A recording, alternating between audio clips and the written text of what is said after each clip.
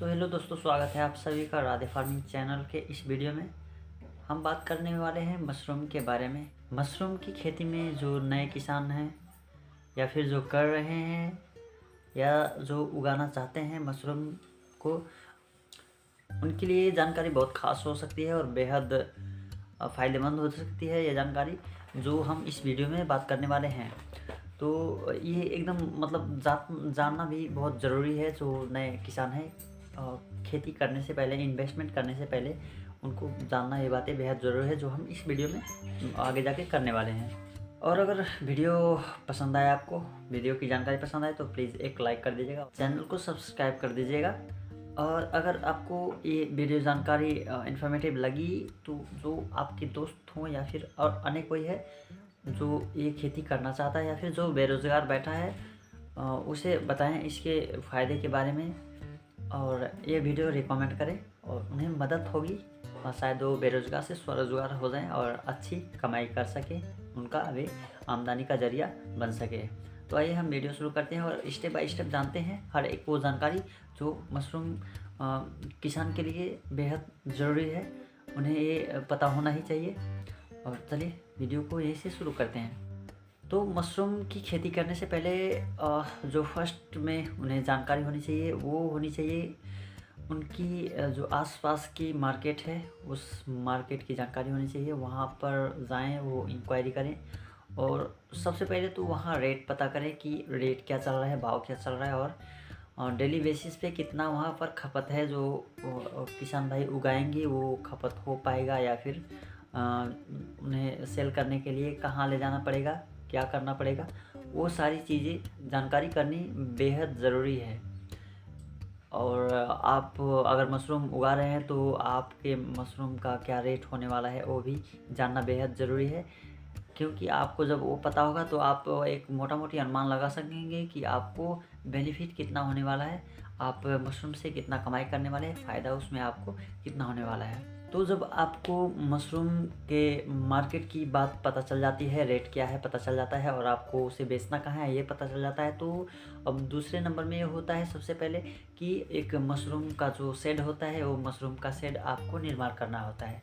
तो मशरूम का शेड कैसे निर्माण करें वो भी जानना आपको बेहद जो है एकदम ज़रूरी बात है। और कैसे करें, उसका स्ट्रक्चर डिज़ाइन कैसा हो, ये भी जानना बेहद ज़रूरी है। तो आप इसके बारे में पहले खोज तलाश कर लें और मैं आपको एक मोटा मोटी तौर पे बता दे रहा हूँ कि मशरूम का जो है फार्म वो कैसा होता है। हालांकि इस पर मैंने एक लंबी वीडियो बना रखी है जो कि हर एक डिटेल्स, छोटी से छोटी चीज़ें कवर करी है उसमें, आप वो वीडियो देख सकते हैं, बेहद जानकारी से भरी है। और मैं मोटा मोटी रूप से बता दे रहा हूँ आपको कि जो आपकी मशरूम की शेड होने वाली है, आपकी मशरूम की शेड 3 परत की होनी चाहिए। अगर आप लो कास्ट वाला वो घास वाला जो है, खर वाला या फिर बम्बो यूज़ करके बना रहे हैं, वो वाला अगर कर रहे हैं तो जो है आपकी 3 लेयर की होनी चाहिए। सबसे निचली लेयर जो है उसमें तो आपका त्रिपाल होना चाहिए जो कि पानी शेड के अंदर ना आए, और त्रिपाल के ऊपर वाला जो लेयर है वो आपका खर या फिर पुआल जो भी हो, आपका जो हीट ऑब्ज़र्व कर सके और सनलाइट को उसमें से ऑब्ज़र्व कर सके। तो आप इतना मोटा वाला लगभग 4 इंच 5 इंच का जो है लेयर खर का रखें ऊपर से, त्रिपाल के ऊपर से। और ये तो हो गया ऊपर का, और ऊपर का सिर्फ आपका 2 लेयर ही रहेगा। और जो हम साइड की बात कर रहे थे, साइड में आपका 3 लेयर रहेगा। साइड में 3 लेयर, वो भी सबसे पहले रहेगा त्रिपाल के बाहरी वाले हिस्से में आपका खर हो गया, आप उसे भी मोटी रखें, वो हीट को ऑब्ज़र्व करेगा और त्रिपाल जो है वो हवा को रोकेगा। और सबसे अंदर वाले हिस्से में हमें जो है जूट के बोरे लगाने हैं या फिर कोई एक चटाई जैसी मार्केट में आती है सस्ती वाली चीज़, उस चटाई को लगाना है। या फिर आपको अगर सस्ता में काम चलाना है तो आप जूट का बोरा यूज़ कर सकते हैं, उसे भिगाने के लिए या फिर मॉइस्चर करने के लिए, ह्यूमिडिटी बनाने के लिए। और सबसे ज़रूरी जो बातें हैं कि आपके शेड के आमने सामने 2 खिड़कियाँ होनी चाहिए, या फिर आपका शेड का लंबाई कितना है उस लंबाई के हिसाब से शायद 4 भी रखनी पड़ सकती हैं। हाँ, ये बात का ध्यान रखें, आपके सेट की खिड़कियाँ सीधे आमने सामने, यानी कि एक बगल से अगर हवा जाए तो दूसरे साइड से वो निकल जाए। क्योंकि हमें मशरूम की खेती में हवा, फ्रेश हवा देनी होती है शाम सुबह, इसलिए हम वो खिड़की जो है यूज़ करते हैं। और हाँ, खिड़की हमेशा खुली ना हो, खिड़की को मतलब ऐसा बनाएं कि उसे हम बंद कर सकें जब चाहें तब। तो आपको मार्केट का रेट पता हो गया, आपके शेड का निर्माण कैसे करना है, क्या क्या ज़रूरी है शेड निर्माण वो पता हो गया। तो इसके आगे वाला स्टेप में क्या होता, सबसे पहले आपको चाहिए होगा एक ह्यूमिडिटी मीटर, टेम्परेचर मीटर। आप ह्यूमिडिटी और टेम्परेचर वाला जो है मीटर को ख़रीद लें। उसके बाद आपको चुनाव करना होगा, चूज करना होगा कि आप केमिकल मेथड से करने वाले हैं या फिर ऑर्गेनिक मेथड से करने वाले हैं, बॉयल मेथड से। तो मशरूम, ऑयस्टर मशरूम की खेती करने की भी दो विधि है, एक केमिकल मेथड होता है और एक बॉयल मेथड होता है। केमिकल मेथड में हम केमिकल से जो हमारा मेन माध्यम होता है, पुआल होता है या फिर सबस्ट्रेट होता है, हम सबस्ट्रेट को शुद्धिकरण करते हैं केमिकल के मेथड से। और एक बॉयल मेथड है जो कि हम 1 से 1.5 घंटे उसे बॉयल करके उसको हम शुद्धिकरण करते हैं। तो आपको ये भी पहले डिसाइड कर लेना है, आपको इसके बारे में खोज तलाश करनी है, या फिर मैंने वीडियो बना रखी है, आप वो भी देख सकते हैं कि हमें केमिकल मेथड से क्या होता है और ऑर्गेनिक मेथड से क्या होता है। आपको वो डिसाइड करना है जो आपको फ़ायदेमंद लगे। अगर आप केमिकल आसानी से अफोर्ड कर सकते हैं तो केमिकल, या फिर अगर आपके पास बहुत ज़्यादा मात्रा में लकड़ी अवेलेबल है जो हम कुछ भी जला सके, जिससे बॉयल कर सके, तो वो वाला मेथड जो आपको ईजी लगे अपने हिसाब से। इसके बाद आपको पानी स्प्रे करने के लिए, फॉग बनाने के लिए आपको एक बड़ी वाली टंकी ले लेनी है या फिर छोटी वाली, जिससे कि एकदम फॉग क्रिएट हो, एकदम पानी जो है बूंद ना गिरे, बारीकी से स्प्रे किया जा सके। मैं तो यूज़ करता हूँ स्प्रे टंकी या फिर फॉगर यूज़ करता हूँ। आप अपने हिसाब से, आपका बजट कितना है वो वाले अपने बजट के हिसाब से आप छोटे या फिर बड़े जो है यूज़ कर सकते हैं। तो आपको एक स्प्रे टंकी ले लेनी है। और जब आपका मशरूम जो आप मशरूम लगाए हैं, अब आपके शेड का निर्माण हो गया, आपको मार्केट का पता है, रेट का पता है, और आप मशरूम लगा रहे हैं, और मशरूम आपका जब ग्रो हो रहा है तो आप मार्केट में फिर से जाएं और वहाँ पे पता करें कि कौन कौन जो हैं मतलब मशरूम के व्यापारी हैं। मशरूम के व्यापारी, आप अगर चाहते हैं कि मशरूम को आप सीधा बाज़ार में ले जाके एक ही बार में बेच के और छुट्टी पा लें तो वो भी कर सकते हैं। लेकिन आप अगर ज़्यादा कमाई करना चाहते हैं तो आप जो है छोटे कस्टमर तक, यानी कि जो कंज्यूमर हैं, आप कंज्यूमर तक पहुंचाएं, और कंज्यूमर तक पहुंचाने में आपको ज़्यादा बेनिफिट मिलेगा। क्योंकि आधे से ज़्यादा तो जो व्यापारी होते हैं, बीच वाले, जो थोक मात्रा में ख़रीद लेते हैं, इकट्ठे ख़रीद लेते हैं और उसको फुटकर में बेचते हैं। तो वो आधा से लगभग आधा आधा जो है हमारा फ़ायदा होता है, बेनिफिट होता है,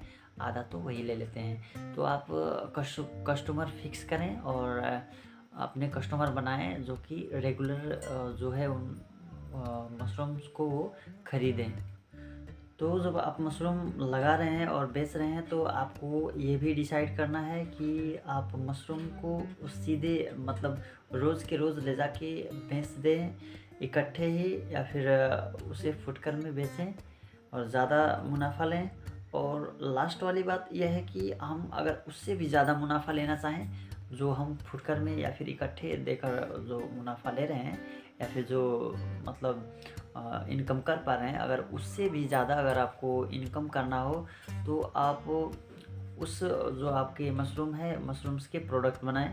जैसे कि आप अगर मशरूम को आज मतलब तोड़ के सीधे सीधे मार्केट में ले जाके आप अगर 100 रुपया किलो या फिर 150 रुपया किलो पा रहे हो, तो आप उसे मतलब मैं एक तरीका बता रहा हूँ मोटा मोटी, आप वैसे अपने तरीके से क्या क्या प्रोडक्ट्स होते हैं इंटरनेट पे तमाम उसके वीडियो अवेलेबल हैं, आप वो देख सकते हैं। मैं सीधे साधे बताता हूँ कि उसके अगर ड्राई कर देते हैं ऑयस्टर मशरूम को, तो वो 800 से 900 या फिर 600 700 ऐसे ऐसे मैंने मतलब ऑनलाइन देखे हैं कि ऐसे ऐसे भी ऑयस्टर मशरूम के रेट हो जाते हैं। हालांकि आपके अगर बड़े शहर के किनारे हैं या फिर आपको कोई मतलब बड़ा कस्टमर मिल जा रहा है जो ख़रीद ले रहा है, तो आपका शायद उससे ज़्यादा में भी जा सकता है, या फिर आप अगर डायरेक्ट कस्टमर तक पहुंच पा रहे हैं तो उससे भी ज़्यादा में जा सकता है। या फिर आप मशरूम को जो है ड्राई करके उससे पाउडर कर दें और पाउडर सूप में जाता है, या फिर अन्य तमाम प्रोडक्ट्स बनती हैं जो ड्राई करके किया जा सकता है। और हमें सीधे वेस्टर्न मशरूम फार्म से निकाल के बाज़ार में कच्चे मशरूम बेचने से कहीं ज़्यादा गुना जो इनकम होता है वो उसके प्रोडक्ट अन्य मतलब बना के प्रोडक्ट बना के बेचने से हमें इनकम होता है। इन सब मैंने जो अभी चीज़ें बताई हैं, इन सब से पहले आपको ये डिसाइड करना है कि आप जो है ठंड के मौसम में ही सिर्फ खेती करना चाहते हैं या फिर बारहमासी खेती करना चाहते हैं। अगर आप सिर्फ ठंड के मौसम में खेती करना चाहते हैं तो खेती करना बेहद मतलब आसान रहता है, क्योंकि आपको टेम्परेचर जो है और ह्यूमिडिटी जो है वो ज़्यादा ऊपर नीचे होता नहीं है, तो आपको बहुत ज़्यादा ध्यान नहीं रखना होता है और बेहद छोटी सी जो केयर करनी होती है, उसे देखभाल करनी होती है। थोड़े ही देखभाल और केयर करने से आपके जो है वेस्टर्न मशरूम के ग्रोथ बढ़िया हो जाते हैं और उसके उत्पादन जो है बढ़िया हो जाते हैं। लेकिन आपको अगर बारहमासी खेती करनी है, आप 12 महीने जो है इसका उत्पादन लेना चाहते हैं, तो आपको थोड़ा और जानकारी हासिल करना होगा, थोड़ा और मेहनत करना होगा।